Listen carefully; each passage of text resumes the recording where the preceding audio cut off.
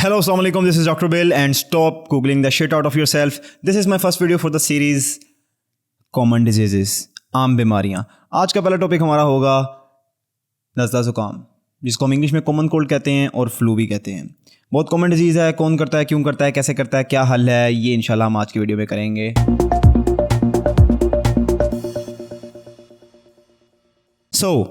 Symptoms से शुरू करते हैं. सिम्टम्स मानी अलामात क्या होती हैं किसी भी बीमारी की. सिम्टम्स नज़ला ज़ुकाम के हम सबको पता है. छींकें आती हैं, नाक बहता है, सर में दर्द होता है, बुखार होता है, जिस्म में दर्द होता है और गला भी ख़राब हो जाता है. करता कौन है? वायरस करता है. It's not a bacterial disease, it's a viral disease. Virus करते हैं ये डिजीज़. तो जो इसका वायरस होता है उसकी म्याद मतलब ड्यूरेशन, उसका जो लाइफ स्पैन वो 3 से 5 दिन होता है. मतलब 3 से 5 दिन अगर आप कुछ भी नहीं करते इस बीमारी के साथ, कोई दवाई नहीं लेते, कुछ भी नहीं करते, तो आप खुद ब खुद ठीक हो जाएंगे. और मोस्टली लोगों ने ये एक्सपीरियंस भी किया होगा. 80 to 90% टाइम्स यूँ हो जाता है कि बंदा खुद ही रिकवर कर जाता है 3 से 5 दिन के अंदर. इन्वेस्टिगेशंस और टेस्ट क्या करवाने चाहिए इस बीमारी के लिए, वो आपको नहीं करवाने चाहिए, क्योंकि ये एक बहुत माइल्ड बीमारी है. माइल्ड मतलब बहुत मासूम सी बीमारी है. आती है, 3 से 5 दिन पूरे करती है, चली जाती है. No use of test, no test. आगे हम जाते हैं डायग्नोसिस की तरफ, तशखीस की तरफ. कोई डॉक्टर ना भी हो तो अगर आप उसको ये अलामात बताएं अपनी, जो कि आपको कॉमन कोल्ड, फ्लू या फिर जिसको हम नज़ला ज़ुकाम कहते हैं, उसमें जो आपको अलामात होते हैं, आप किसी को भी बताएं, उनको पता होगा कि आपको क्या है. इसमें कोई बहुत बड़ी रॉकेट साइंस नहीं है. Diagnosis is pretty straight forward. तो अब हम आ जाते हैं ट्रीटमेंट के ऊपर. ट्रीटमेंट में प्लीज़ एंटीबायोटिक्स मत लिया करें. एंटीबायोटिक्स जो आप नज़ला ज़ुकाम जो सिंपल होता है उसके लिए लेते हैं, वो सिर्फ और सिर्फ 2 सूरतों में लेनी चाहिए. सिर्फ 2 सूरतें. पहली सूरत ये है कि जो मैंने आपको ड्यूरेशन बताया है 3 to 5 डेज़, इसके अंदर अगर आपकी बीमारी ठीक नहीं होती या आपकी बीमारी ज़्यादा बढ़ जाती है तो फिर आपको एंटीबायोटिक्स का कोर्स शुरू करना चाहिए. बहुत सारे लोग हैं जो कि एजोमैक्स ले रहे हैं, कभी सेफ्ट्रोएक्सोन लगवा रहे हैं, कभी ऑगमेंटन लगवा रहे हैं, पता नहीं क्या क्या चीज़ें चल रही हैं. It's a viral disease, you can search on the internet for it. आप इसको सर्च कर लें, बेशक ये वायरल डिजीज़ है. और एंटीबायोटिक्स का मतलब है एंटी मतलब खिलाफ, बायोटिक्स का मतलब है बैक्टीरिया के खिलाफ. जब ये बैक्टीरियल डिजीज़ ही नहीं है तो वायरस एक वायरल डिजीज़ के अंदर क्यों देते हैं? Have some logic in your mind. पहली बात मैंने आपको बता दी थी कि 3 से 5 दिन में ख़त्म ना हो. दूसरी बात, अगर आपके जो अलामात हैं वो गले से नीचे वाली जगह से आने शुरू हो जाए, मतलब फेफड़ों से आने शुरू हो जाएं, फेफड़ों से खांसी हो जाए, खांसी फेफड़ों का अलामत है, सिम्टम है. और बलगम बहुत ज़्यादा आना, बहुत ज़्यादा बुखार हो जाना, निमोनिया हो जाना, या इस तरह की कोई भी चीज़, ऐसी अलामात जो कि फेफड़ों की अलामात हैं, अगर ये हो जाए तब भी एंटीबायोटिक्स लेनी ज़रूरी पड़ जाती है नज़ला ज़ुकाम के अंदर.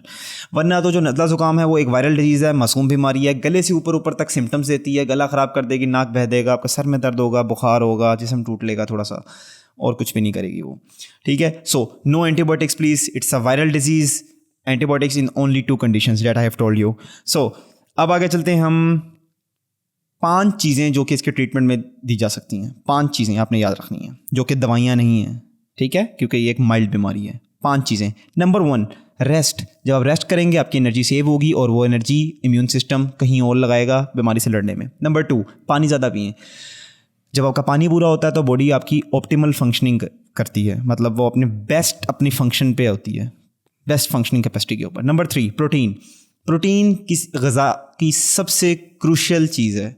आप किसी भी डाइटिशियन, न्यूट्रिशनिस्ट या कोच के पास चले जाएं, वो आपको जो मर्ज़ी डाइट करवाए, क्रैश डाइट करवाए, कीटो डाइट करवाए या पोर्शन डाइट करवाए, आपकी प्रोटीन नहीं कट करवाएगा वो बंदा. कार्बोहाइड्रेट्स कट करवा देगा, फैट्स कट करवा देगा कोई, लेकिन प्रोटीन कट नहीं कराएगा. मैं ये नहीं कह रहा कि कार्बोहाइड्रेट्स और फैट्स ज़रूरी नहीं है, लेकिन जो प्रोटीन है वो बहुत क्रूशियल है, स्पेशली हमारे इम्यून सिस्टम के लिए. इम्यून सिस्टम जो हमारा क़ुव्वत मुदाफ़ियत है उसके लिए प्रोटीन होना बहुत ज़रूरी है. ठीक है. प्रोटीन गोश्त में होती है, दालों में होती है, हर चीज़ में होती है, लेकिन गोश्त दालों में ज़्यादा होती है, तो वो आपने ज़्यादा लेना है. इससे आपका इम्यून सिस्टम बूस्ट करेगा. चौथी चीज़ आपने क्या करनी है कि आपने परहेज़ करना है. आपने खट्टा और ठंडा नहीं खाना. और आखिरी चीज़, vitamin C supplementation. Vitamin C एक विटामिन है जो कि एंटीऑक्सीडेंट होता है. आम और सादा लफ्ज़ों के अंदर अगर मैं बताऊँ तो ये आपके इम्यून सिस्टम को बूस्ट करता है. ये सिट्रस फ्रूट्स में होता है, जैसे कि माल्टे, grapefruit, lemon. Vitamin C की सप्लीमेंटेशन 5 चीज़ें हो गई. ठीक हो गया. तो अब आगे होने से कैसे बचाना है, आपने होने से कैसे बचाना है वो आपने इस तरह करना है कि जिस बंदे को भी नज़ला ज़ुकाम है, उसका खांस रहा है या फिर छींके ले रहा है और नाक बह रहा है, आपने उससे दूर रहना है या उसे कहना है कि आप प्लीज़ मास्क पहन लें। अगर वो मास्क नहीं पहनता और आप उसके साथ उठते बैठते हैं, वो इस टाइम बीमार है और आप उससे उठते बैठते हैं, उसका झूठा भी खाते हैं, तो सीन ये है होगा कि आपको ज़रूर होगा नज़ला ज़ुकाम। चांसेस हैं कि आपको, ज़्यादा चांसेस इसी बात के हैं कि आपको नज़ला ज़ुकाम होगा, क्योंकि वायरस है वो ट्रांसमिट ही एयर के ज़रिए होता है। वो छींकेगा, झूठा पिएगा या फिर खांसेगा, हवा में आएंगे पार्टिकल्स, वो आपके अंदर जाएंगे, आपको भी बीमारी हो जाएगी। प्रोग्नोसिस, रिकवरी 3 से 5 दिन मैंने आपको बताया है, लेकिन अगर आप जो मैंने आपको ट्रीटमेंट बताया है वो 5 चीज़ें अगर आप करेंगे तो हो भी सकता है कि 3 से 5 दिन के बजाय 2 से 3 दिन में ख़त्म हो जाए या फिर बीमारी की इतनी शिद्दत ना रहे। सो ये था आज के लिए। Thank you so much. See you in the next video.